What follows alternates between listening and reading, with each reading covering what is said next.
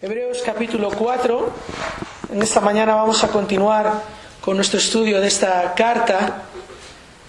Y hace 15 días comenzamos viendo los primeros 13 versículos de este capítulo 4 de los Hebreos. Y vamos a terminar nuestra meditación en ellos en esta mañana. Y el tema del que estamos hablando por medio de este pasaje es acerca de combatir la apatía espiritual. ¿Cómo combatir la apatía espiritual? Aquí el autor a los Hebreos, como veíamos, está haciendo una exposición bíblica, está dando un sermón, y su texto, su pasaje es el Salmo 95. De hecho, los últimos versículos del Salmo 95, por medio de este Salmo, el autor ya ha advertido en el capítulo 3 a sus lectores acerca del peligro de la apostasía.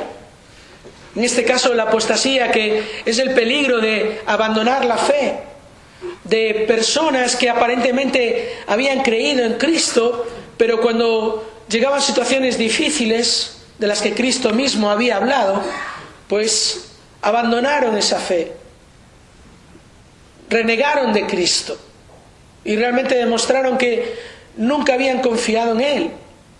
Y el autor a los Hebreos, por medio de un pasaje en el que habla acerca de un momento en la historia del pueblo de Israel, en que una generación de aquel pueblo precisamente hizo esto, cuando Dios con milagros y portentos les liberó de la esclavitud de Egipto, y ellos salieron viendo aquellas obras de la gloria de Dios y aun siendo acompañados por la gloria de Dios en el desierto. A la mínima dificultad empezaron a quejarse y a demostrar, como el autor dice al final del capítulo 3, que eran incrédulos. Empezaron a manifestar su incredulidad. Y el último versículo del capítulo 3 nos dice esto precisamente. Vemos pues que no pudieron entrar, esta generación, no pudieron entrar a la tierra prometida, al reposo de Dios, a causa de su incredulidad. Ahora, ¿por qué el autor les da esta advertencia? Bueno, porque era la situación de algunos de aquellos hebreos a los que esta carta va dirigida. Porque eran personas que habían confesado a Cristo, que en un momento de su vida habían manifestado creer en Cristo, entender la obra que Cristo había hecho y aceptarla. Pero ante la persecución que vino por causa precisamente de Cristo, estas personas estaban siendo tentadas a abandonar la fe y a volver a una religión que antes habían seguido en el pasado, que no les estaba trayendo ese tipo de dificultades. Y algunos decían, bueno, está bien, entiendo lo de Cristo, pero voy a confiar más en aquellas cosas que hacía antes, mis rituales, mi religión, porque si hago eso no voy a molestar a nadie. Y no va a venir para mí estas dificultades. Y es por eso que el autor les advierte en el capítulo 3, tened cuidado, dice el versículo 12, tened cuidado, hermanos, no sea que en alguno de vosotros haya un corazón malo de incredulidad para apartarse del Dios vivo. Ahora, en el capítulo 4, el autor advierte en aquellos a los que escribe otro peligro. Había otros que también obviamente estaban sufriendo esta misma persecución por seguir a Cristo, las dificultades que conllevan vivir en un mundo, en una sociedad que es contraria a Dios y a la voluntad de Dios, lo cual por cierto es el contexto de todo creyente, es nuestra realidad también. Y para aquellos que estaban siendo golpeados por la dificultad y estaban dudando de su fe, había un peligro también, en este caso el peligro de la apatía espiritual. En este caso vamos a ver cómo el autor de los Hebreos está hablando a creyentes, pero les está hablando a aquellos que no están perseverando en la fe, que no están confiando en Dios, aun a pesar de las dificultades, que están dudando de qué hacer. Y el autor una vez más les va a apuntar a Cristo y a las promesas de Dios. Así que vamos a leer este pasaje juntos, Hebreos capítulo 4, los versículos del 1 al 13, y vamos a recordar lo que hemos visto ya con respecto a los primeros 10 versículos, y luego terminaremos viendo los versículos del 11 al 13. Dice así la palabra de Dios, Hebreos capítulo 4. Por tanto, temamos, no sea que permaneciendo aún la promesa de entrar en su reposo, alguno de vosotros parezca no haberlo alcanzado. Porque en verdad, a nosotros se nos ha anunciado la buena nueva, como también a ellos. Pero la palabra que ellos oyeron no les aprovechó por no ir acompañada por la fe en los que la oyeron. Porque los que hemos creído entramos en ese reposo, tal como Él ha dicho, como juré en mi ira, no entrarán en mi reposo. Aunque las obras de Él estaban acabadas desde la fundación del mundo. Porque así ha dicho en cierto lugar acerca del séptimo día. Y Dios reposó en el séptimo día de todas sus obras. Y otra vez en este pasaje, no entrarán en mi reposo. Por tanto, puesto que todavía falta que algunos entren en él, y aquellos a quienes antes se les anunció la buena nueva no entraron por causa de su desobediencia, Dios otra vez fija un día, hoy, diciendo por medio de David después de mucho tiempo, como se ha dicho antes, si oís hoy su voz, no endurezcáis vuestros corazones. Porque si Josué les hubiera dado reposo, Dios no habría hablado de otro día después de ese. Queda, por tanto, un reposo sagrado para el pueblo de Dios, pues el que ha entrado a su reposo, Él mismo ha reposado de sus obras, como Dios reposó de las suyas. Por tanto, esforcémonos por entrar en ese reposo, no sea que alguno caiga siguiendo el mismo ejemplo de desobediencia, porque la palabra de Dios es viva y eficaz, y más cortante que cualquier espada de dos filos, penetra hasta la división del alma y del espíritu, de las coyunturas y los tuétanos, y es poderosa para discernir los pensamientos y las intenciones del corazón. Y no hay cosa creada oculta a su vista, sino que todas las cosas están al descubierto y desnudas ante los ojos de aquel a quien tenemos que dar cuenta. Bueno, ¿cuál es el propósito del autor en este pasaje que hemos leído? Bueno, si nos fijamos en las advertencias, versículo 1 y versículo 11, vemos que aquí hay un cambio en la exhortación con respecto al capítulo 3. Fijaos en el versículo 1 del capítulo 4, el autor dice, por tanto, temamos, no sea que permaneciendo aún la promesa de entrar en su reposo, alguno de vosotros parezca no haberlo alcanzado. Y luego versículo 11, por tanto, esforcémonos por entrar en ese reposo, no sea que alguno caiga siguiendo el mismo ejemplo de desobediencia. Esos son los dos puntos de nuestro sermón esta mañana. Uno ya lo hemos visto y el otro lo vamos a ver ahora. Pero esto es un cambio con respecto a la exhortación del capítulo 3. Fijaos en el capítulo 3, versículo 12 y versículo 13. Ahí el autor dice, tened cuidado, hermanos, no sea que en alguno de vosotros haya un corazón malo de incredulidad para apartarse del Dios vivo. Y versículo 13, antes exhortaos los unos a los otros cada día, mientras todavía se dice hoy, no sea que alguno de vosotros sea endurecido por el engaño del pecado. Son exhortaciones muy parecidas, pero la diferencia, que la vemos claramente, es que en el capítulo 4 el autor se está incluyendo a sí mismo en la exhortación. Y aquí es donde vemos ese cambio. Ahora el autor está hablando, él está pensando en personas creyentes, pero que pueden dejarse engañar también, pueden dejarse llevar por esta apatía espiritual, por no persistir en obedecer al Señor, en confiar en su palabra.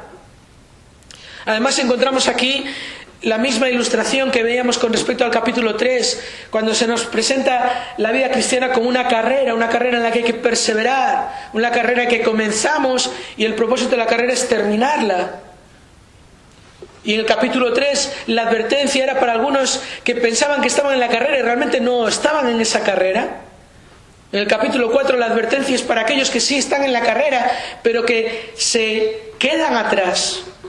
Esa es la idea aquí.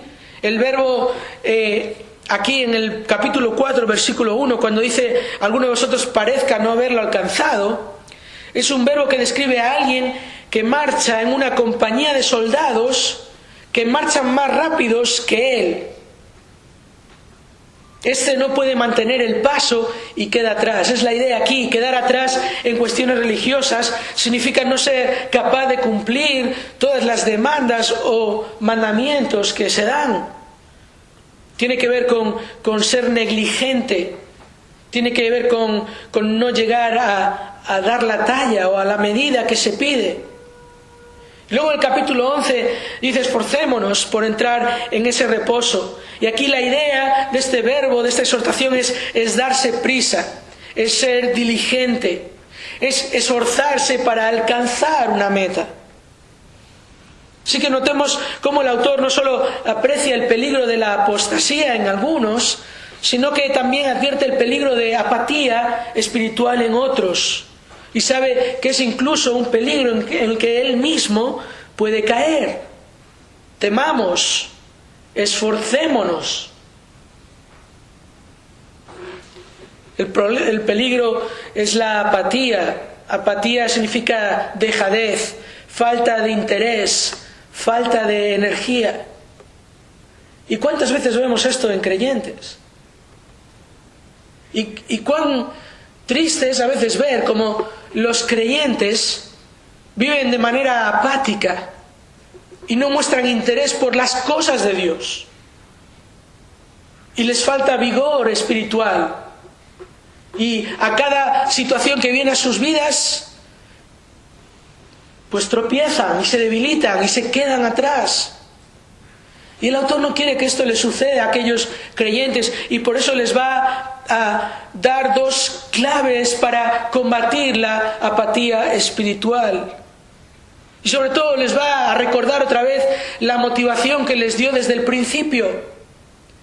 Y en toda esta carta el autor está apuntando siempre a Cristo. Ya lo veíamos desde el principio. Esta es la carta que habla del Cristo incomparable, del Jesús incomparable, aquel a quien nadie se le puede comparar. ¿Se le puede comparar con los ángeles? No, dice el autor en el capítulo 1. Aquellos hebreos tenían en alta estima a los ángeles, pero los ángeles eran inferiores a Cristo. Aquellos hebreos tenían en muy alta estima a Moisés, y esto es lo que vemos al principio del capítulo 3, pero Moisés tampoco puede ser comparado con Cristo. De hecho, el autor dice, sí, Moisés fue fiel, pero Moisés fue fiel como parte de la casa, del pueblo de Dios. Mientras que Cristo es el Señor de la casa, el dueño de la casa, y Él fue fiel. No son comparables. Por eso debemos considerar a Jesús, y veamos esto al principio del capítulo 3, que debemos considerar a Jesús correctamente, como quién es Él y lo que ha hecho, como el único que está por encima de todos los demás. Debemos considerar a Jesús también continuamente. Él no solo es el Salvador, Él es el Señor de nuestra vida. Nuestra fe no se puede reducir solo al momento de nuestra salvación, cuando entendimos que éramos pecadores y que merecíamos la justa ira de Dios sobre nosotros, y que Dios proveyó a ese precioso y poderoso Salvador, Cristo, y entonces pusimos nuestra fe sobre Él y Él nos liberó del pecado. Pero no se termina ahí. Ese es apenas el principio de una vida de fe y de poner los ojos en Cristo. Por eso el autor al final de esta carta dice: despojémonos de todo peso y del pecado que nos asedia y corramos con los ojos puestos en Jesús. Vemos que esto no solo era algo particular del autor a la carta a los hebreos. El apóstol Pablo es un gran ejemplo de esto también. Y ya vimos un ejemplo en 1 Corintios capítulo 9, cuando Pablo a los corintios les habla de esta misma idea, y les dice en el versículo 24, ¿no sabéis que los que corren en el estadio, todos en verdad corren, pero solo uno obtiene el premio? Les pone esa ilustración otra vez de una carrera en la que hay varios corredores, pero uno es el que gana. Y Pablo les dice a los corintios, corred de tal modo que ganéis. No solo es estar en la carrera y decir, vale, ya estoy salvo. No es solo pensar en Cristo, y esto es muy triste, hermanos, pero a veces sucede con creyentes, que nos tomamos a Cristo como ese billete para ir al cielo.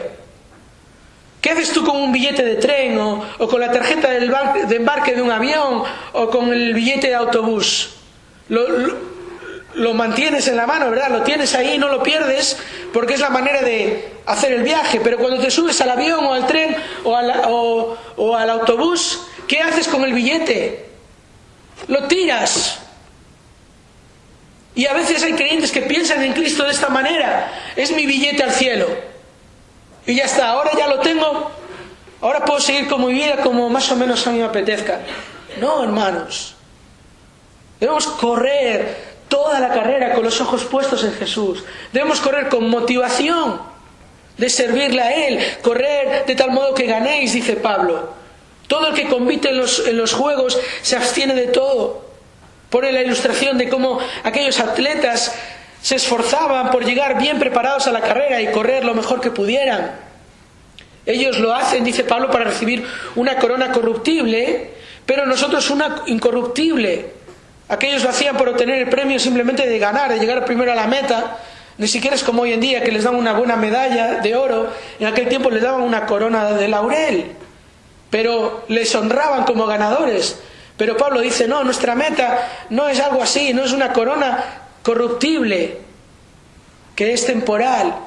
Es la corona que Cristo mismo nos da. Y como Pablo le dice a Timoteo en su segunda carta, las últimas palabras de Pablo: he peleado la buena batalla, he acabado la carrera, he guardado la fe. ¿Qué me queda? La corona que Jesús, el justo juez, me dará, y no solo a mí, sino a aquellos que aman su venida. Aquellos que corren con los ojos puestos en Jesús. Pablo dice, por tanto, yo de esta manera corro, no como sin tener meta. De esta manera peleo, usando otra ilustración de algo de los Juegos Olímpicos. No está hablando aquí de pelearse con la gente, sino de otro deporte que era la pelea en aquel contexto. No como dando golpes al aire, sino que golpeo mi cuerpo y luego mi esclavo, no sea que habiendo predicado a otros, yo mismo sea descalificado. Aquí tenemos el mismo ejemplo que vemos en Hebreos capítulo 4, de un creyente, unos creyentes que tienen dominio propio, que no se dejan llevar por los deseos de su cuerpo, de su vieja naturaleza pecaminosa, sino que se dejan llevar por lo que su Señor marca.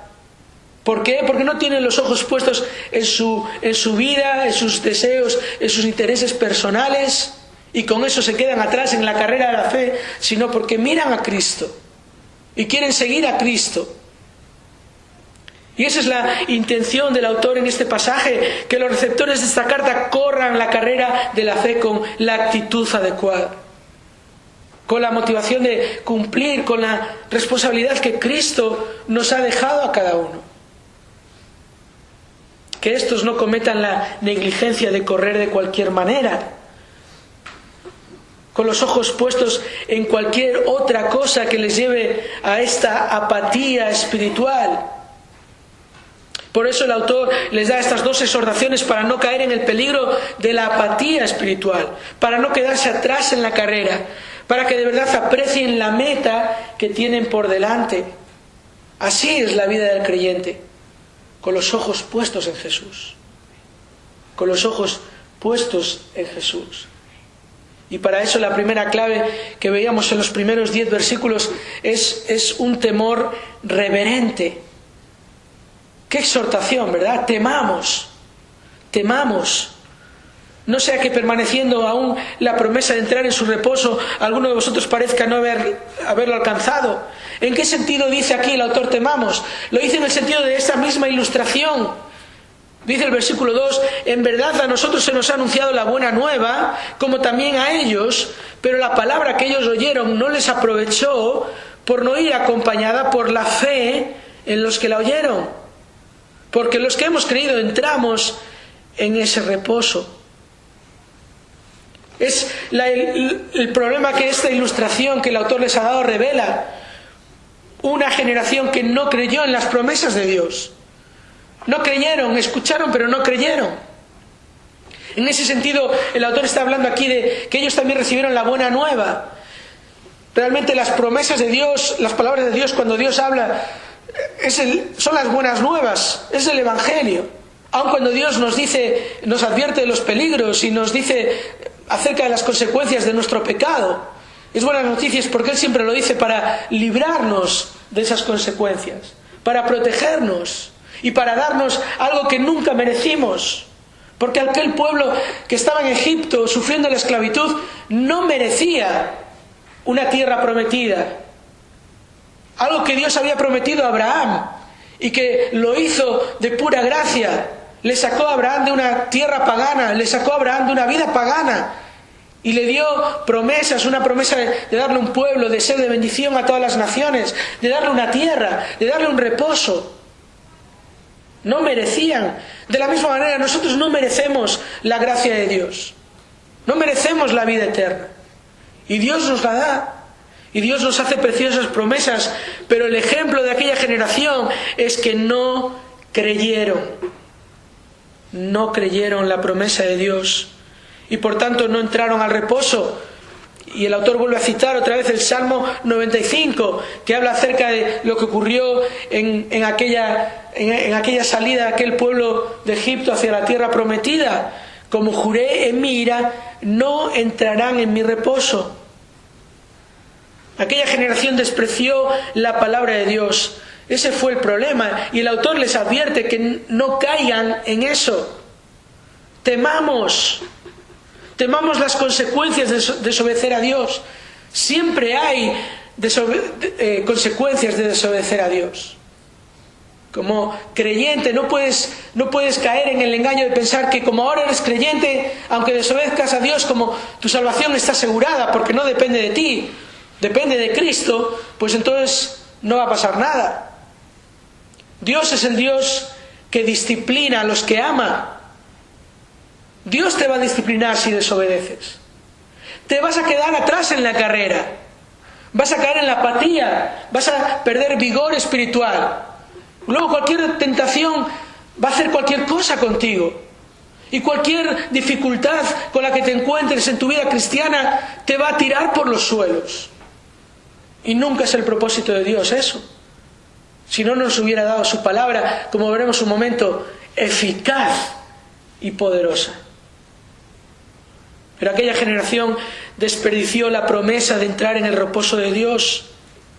Algo que no solo incluiría, por cierto, el descanso de sus aflicciones y su esclavitud cuando fueron sacados de Egipto, sino también el descanso eterno y la liberación de la esclavitud del pecado, que es a lo que se refiere esta palabra, reposo. Ya lo vimos hace 15 días en el contexto del pueblo de Dios en el desierto. El reposo significaba entrar a la tierra prometida. Pero este concepto de reposo está realmente desde el principio de la creación y Dios mismo hizo algo para mostrarnos esto.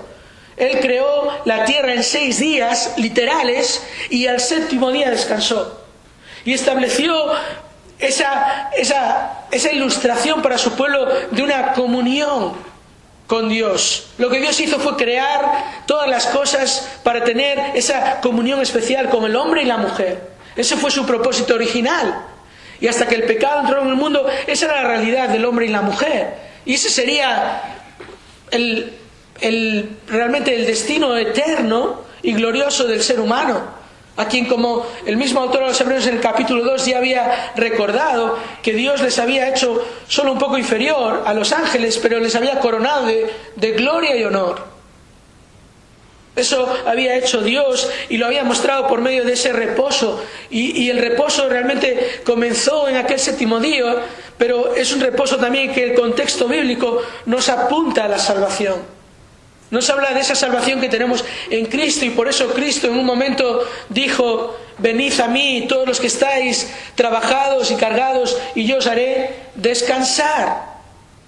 No trabajados y cargados de actividades físicas, sino trabajados y cargados de seguir una religión, de tratar de alcanzar un estándar que no eran capaces. En el contexto de Mateo capítulo 11, esa es la idea ahí. El Señor tenía compasión de aquellos que querían agradar a Dios, pero no podían por su pecado, y se esforzaban en una religión que no traía salvación. ¿Y qué les dice el Señor? Venid a mí. Él es el que nos da ese descanso. Pero también el reposo tiene que ver con el contexto futuro en cuanto al reinado del Mesías. Y la Biblia también lo describe, ese tiempo de 1000 años de reinado de Cristo en la tierra, que viene como un tiempo de reposo en la tierra como nunca ha habido. Así que esta es la idea aquí, de entrar a su reposo. Aquella generación murió en el desierto por su infidelidad y por su incredulidad. Despreciaron la palabra de Dios. Y hermanos, debemos recordar que aquella generación conocía las promesas de Dios. Y de muchas maneras Dios les habló, como dice Hebreos capítulo 1. Así es como empieza esta carta, Dios habiendo hablado en otras ocasiones de muchas maneras a nuestros padres por los profetas. Dios les estaba hablando, les había mandado un profeta, Moisés, les dio su ley. Aquel pueblo incluso había prometido lealtad y obediencia, pero en realidad nunca creyeron a Dios. Y por eso, ante cada problema que enfrentaban, no respondían con fe y temor de Dios, sino que respondían con arrogancia y desprecio a Dios. Fijaos lo que Dios dice en cuanto a este desprecio, Números capítulo 14, versículos 22 y 23. Ciertamente todos los que han visto mi gloria y las señales que hice en Egipto y en el desierto, y que me han puesto a prueba estas 10 veces y no han oído mi voz, no verán la tierra que juré a sus padres, ni la verá ninguno de los que me desdeñaron. El autor les recuerda esta ilustración para que teman las consecuencias de desconfiar de Dios. Y les da un principio por medio de esta ilustración, el principio de que cuando Dios habla, Dios espera obediencia. Cuando Dios habla, Dios espera obediencia. No que cuando Dios habla, Él espera simplemente que nos informemos bien. Él espera obediencia, y la fe auténtica es una fe que se evidencia por medio de obediencia voluntaria a Dios. No una obediencia como aquella generación, a ver qué pasa, a ver a dónde nos lleva, a ver si nos convence lo que nos da. No. Por eso la clave está precisamente en un temor reverente. La exhortación aquí, temamos. Es una exhortación a temer al Señor con reverencia. ¿Y qué significa eso? Bueno, de no despreciar su palabra. No es cualquier palabra, no es cualquier promesa, no es cualquiera el que está hablando. Se trata del Dios soberano, un Dios que actuará con justicia, un Dios que si tiene que disciplinar a sus hijos, lo hará porque les ama. Y un Dios que no disciplina a los que no son sus hijos. El Dios que sigue hablando, como vemos en el versículo 6. Por tanto, puesto que todavía falta que algunos entren en él, en el reposo se está diciendo, y aquellos a quienes antes se les anunció la buena nueva no entraron por causa de su desobediencia. Versículo 7, Dios otra vez fija un día, hoy, diciendo por medio de David, después de mucho tiempo, como se ha dicho entonces, si oís hoy su voz, no endurezcáis vuestros corazones. ¿Vemos esto, hermanos? Dios habló a aquella generación en Egipto, y para ellos Dios habló y endurecieron su corazón. A su generación, a su propia generación, David les recuerda el mismo mensaje que sigue vigente, y David les dice a los suyos, si oís hoy su voz, no endurezcáis vuestros corazones. el autor a los hebreos, que sabe que la palabra de Dios es viva, les vuelve a dar la misma exhortación, y a su generación allí en el primer siglo les dice: si oís hoy su voz, no endurezcáis vuestros corazones. Y la palabra de Dios sigue siendo viva y eficaz, y hoy tenemos el mismo mensaje nosotros, y hoy tú estás escuchando la voz de Dios, y hoy no debes endurecer tu corazón. Debes confiar en Él. Debes tener temor de quien te habla. Debes tener confianza en quien te habla. Josué no les dio reposo, dice el versículo 8. Si Josué les hubiera dado reposo, Dios no habría hablado de otro día después de ese.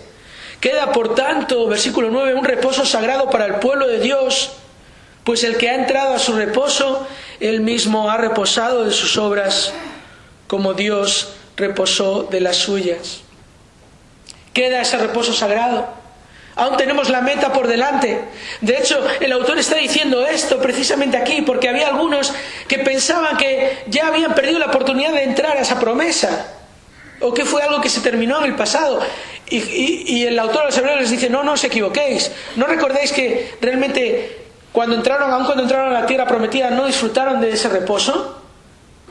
Parte porque desobedecieron también y no expulsaron a las naciones enemigas de Dios, que Dios les había dicho que debían expulsar, porque ese era el juicio de Dios para aquellas naciones. Pero no era aquel el reposo sagrado, el reposo eterno. Ese aún está por venir, y aún hay algunos que tienen que entrar a ese reposo.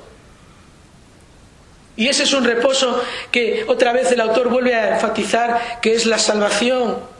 Porque cuando dice ahí el que ha entrado en su reposo, versículo 10, él mismo ha reposado de sus obras, es la idea aquí otra vez de que esta salvación no es por obras, no es que obedecemos para recibir la salvación.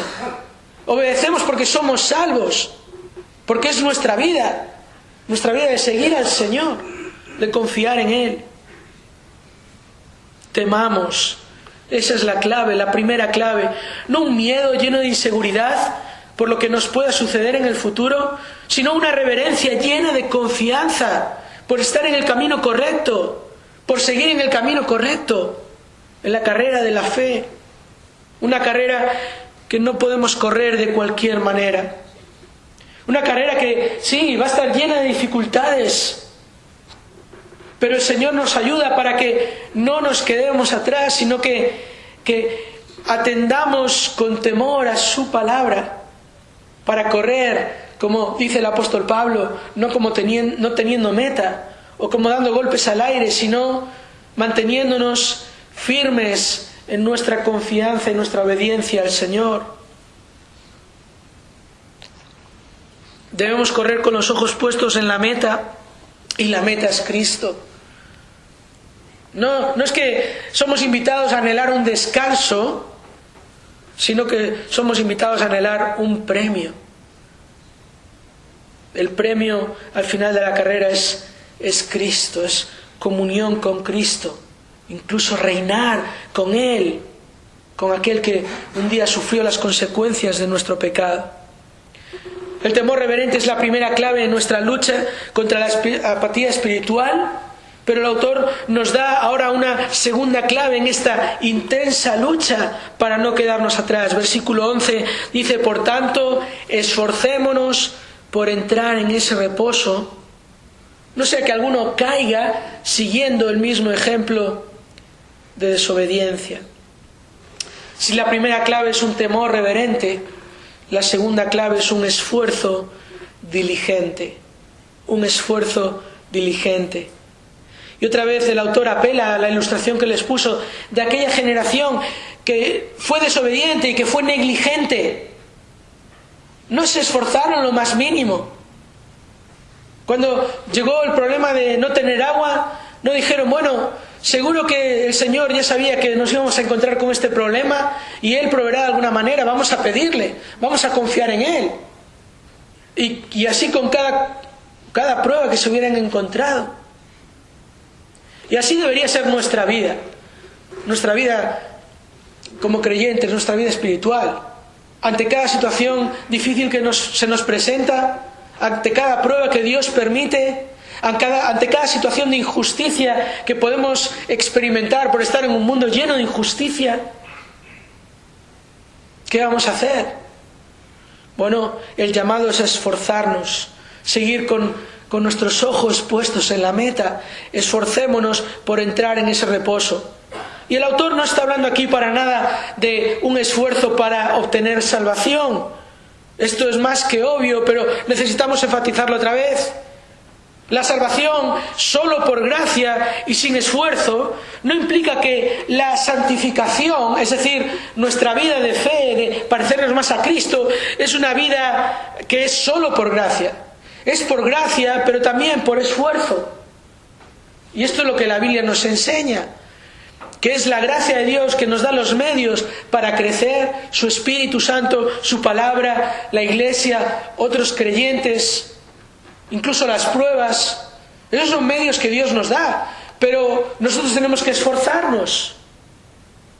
Y hay ejemplos en la palabra de Dios que no debemos seguir, como aquella generación que no se quiso esforzar. Y hay ejemplos que sí debemos seguir, como los únicos que de aquella generación no murieron en el desierto: Josué y Caleb. ¿Recordáis eso? De aquella generación, de toda aquella generación que salió de Egipto, solo Josué y Caleb llegaron a la tierra prometida. ¿Por qué? Porque hicieron esto ante aquella prueba. Ellos fueron enviados junto con otros 10 espías a recorrer y observar la tierra prometida. Cuando volvieron, aquellos 10 dieron un informe negativo y otra vez prepararon el terreno para la queja y la incredulidad de aquella generación. ¿Pero qué hicieron Josué y Caleb? Mira, te lo voy a leer, fíjate. Números capítulo 14, versículo 7.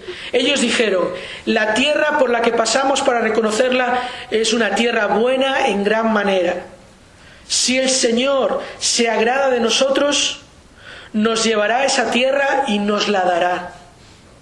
Es una tierra que emana leche y miel. Solo que no os rebeléis contra el Señor, ni tengáis miedo de la gente de la tierra, pues serán presa nuestra. Su protección les ha sido quitada y el Señor está con nosotros. No les tengáis miedo. Eso dijeron Josué y Caleb. Y por eso luego el Señor dijo a mi siervo Caleb, porque ha habido en él un espíritu distinto. Y fíjate, y me ha seguido plenamente. Lo introduciré a la tierra donde entró. Un espíritu distinto, una actitud diferente. Josué y Caleb se esforzaron, siguieron al Señor plenamente. Y este es el principio que el autor destaca aquí, cuando ahora nos habla otra vez de la palabra de Dios en el versículo 12. La palabra de Dios es viva y eficaz y más cortante que cualquier espada de 2 filos, penetra hasta la división del alma y del espíritu, de las coyunturas y los tuétanos, y es poderosa para discernir los pensamientos y las intenciones del corazón. Este es un texto excepcional, un texto que nos describe profundamente la palabra de Dios, pero en su contexto, aquí donde lo tenemos, viene precedido por un porqué. Y el autor, que invita a los creyentes a esforzarse en seguir al Señor, les invita a esforzarse porque la palabra de Dios es viva y eficaz. Y es una advertencia para los creyentes, porque la palabra de Dios, que nutre y fortalece al creyente, es también el medio por el cual Dios juzgará la desobediencia. Que la palabra de Dios es viva y eficaz significa que la palabra siempre está vigente, siempre es actual. La palabra de Dios es más actual que el periódico de mañana. No pierde su vigencia. Lo vemos en este mismo pasaje cuando Dios habló en el desierto a Israel, cuando Dios habló a la generación de David, cuando Dios habló a la generación de los hebreos, y cuando Dios nos está hablando a nosotros aquí ahora. No pierde su vigencia.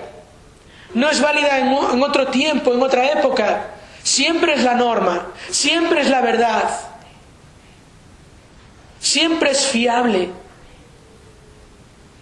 siempre eficiente, hace aquello para lo cual Dios la envió, como dijo por medio del profeta Isaías.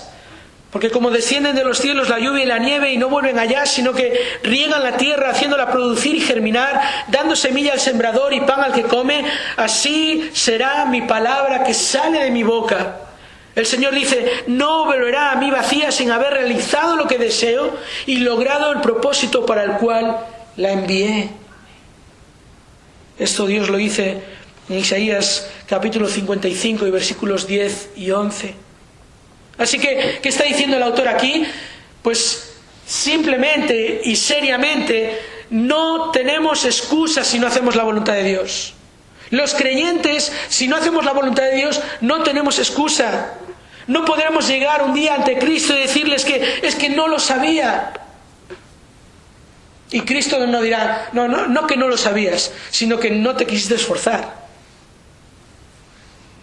Porque Dios, habiendo hablado hace mucho tiempo, en muchas ocasiones y de muchas maneras a los padres por los profetas, en estos últimos días nos ha hablado por su Hijo. Y Dios ha hablado y no debemos endurecer nuestro corazón. La palabra de Dios es viva y eficaz. La palabra de Dios es cortante y penetrante. Esto nos habla de la capacidad que la palabra de Dios tiene para llegar a lo más profundo. Hay una ilustración aquí. No es que la palabra de Dios divide el alma y el espíritu, sino que la palabra de Dios llega allí donde nadie más puede llegar. Hay cosas de ti que solo sabes tú, que nunca le has dicho a nadie.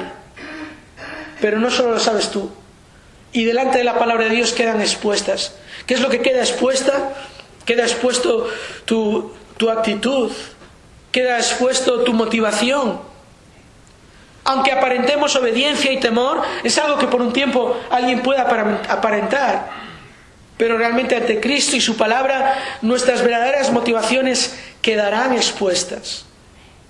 Por tanto, lo que debemos hacer precisamente es examinar nuestra vida a la luz de lo que la palabra de Dios nos dice y comprobar la naturaleza de nuestra devoción por Dios. Si es una devoción religiosa, si es una devoción falsa o si es una devoción reverente y es una devoción sincera. Porque la palabra de Dios nos lo dice ahí al final del versículo 12, es poderosa para discernir los pensamientos y las intenciones del corazón. Hermano, hermana, cuando tú te acercas a la palabra de Dios, ella misma es la que te muestra cuando estás actuando de manera hipócrita o cuando estás actuando con apatía espiritual, cuando te estás dejando llevar. Ella te muestra eso. Y es la que te corrige y la que te anima. Dios lo hace por medio de su palabra, su espíritu en nosotros, para decirnos, ¿no estás poniendo los ojos en Jesús? ¿Lo estás poniendo en esa prueba que tienes, o en esa lucha que tienes, o en esa dificultad, o en ese deseo pecaminoso que tienes? Pero no lo estás poniendo en Jesús. No estás corriendo como deberías. La palabra de Dios es la que nos ayuda a ver nuestra situación espiritual realmente, discernir si estamos en apatía, aún como estaba hablando en el capítulo 3, aún ver si realmente no has creído y piensas que has creído y no has creído y te has dejado llevar por una religión o por ciertas costumbres. La palabra de Dios es viva y eficaz, es poderosa para discernir. Como dice el doctor Carballosa en su comentario de estos versículos, los lectores de la epístola a los hebreos necesitaban someterse a la autoridad de la palabra de Dios. Cualquier cosa que les hubiese motivado a apagar el testimonio y la vida espiritual de aquellos creyentes tenía que someterse al poder escudriñador de la palabra de Dios. Las Sagradas Escrituras es el único criterio válido mediante el cual las acciones de cualquier creyente son juzgadas. Es así, hermanos y hermanas. Esta misma palabra de Dios nos exhorta al esfuerzo, a ser diligentes, a procurar alcanzar la meta que es Cristo. No solo la presencia de Cristo, sino la semejanza a Cristo. Es por eso que Pablo a los colosenses les dijo: a Cristo nosotros proclamamos, amonestando a todos los hombres y enseñando a todos los hombres con toda sabiduría, a fin de poder presentar a todo hombre perfecto en Cristo. La idea aquí es maduro, a fin de que todos los creyentes sean maduros, sean parecidos a Cristo. Y Pablo dice: con este fin también trabajo, esforzándome según el poder que obra poderosamente en mí. Hermanos, somos llamados a esforzarnos en la obediencia a la palabra de Dios, no confiando en nuestras propias fuerzas, sino en el poder de Dios, en el poder de la palabra de Dios. Ella va a hacer su parte, ella va a hacer su obra. Nosotros somos llamados a tomarnos en serio la vida cristiana, teniendo muy claro el objetivo, encontrando la motivación necesaria en la meta que nos espera, que es el gozo incomparable de estar con el incomparable. Y somos, por supuesto, llamados a tomarnos en serio la palabra de Dios, porque por ella seremos juzgados. Dice aquí el autor en el versículo 13: no hay cosa creada oculta a su vista, sino que todas las cosas están al descubierto y desnudas ante los ojos de aquel a quien tenemos que dar cuenta. Y es hermoso lo que el autor de los Hebreos hace aquí, porque él está hablando de la palabra de Dios, pero luego habla de aquel a quien tenemos que dar cuenta, que es el Hijo de Dios. Pero ya había dicho en el capítulo 1 que Dios nos había hablado en estos últimos tiempos por el Hijo, y el Hijo, como dice el apóstol Juan en su Evangelio, es el Verbo que se hizo carne y habitó entre nosotros, es la palabra de Dios. Cristo es la palabra encarnada de Dios, y ante su palabra y ante Él hemos de dar cuenta. Por eso, hermanos, al final de esta meditación, ante la palabra de Dios, solo hay dos opciones. Solo tienes dos opciones: o la desprecias y endureces tu corazón. El desprecio a la palabra de Dios es a lo que te va a llevar. O la aprecias y entregas tu corazón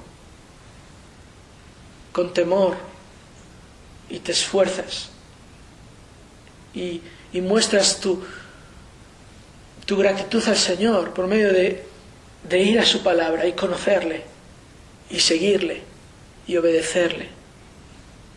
Con la palabra de Dios o te rindes a su autoridad o te rebelas contra su autoridad. O la estableces como la norma de vida a seguir, despreciando cualquier otra idea y filosofía que surge de otras normas de vida. O en vez de establecerla como la norma en tu vida, la menosprecias, poniendo a la altura de la palabra de Dios otras normas de vida humanistas. Solo tienes dos opciones. ¿Qué estás haciendo con la palabra de Dios? ¿Cuál es tu actitud hacia el Dios que tanto te ama y el Dios que tanto te habla?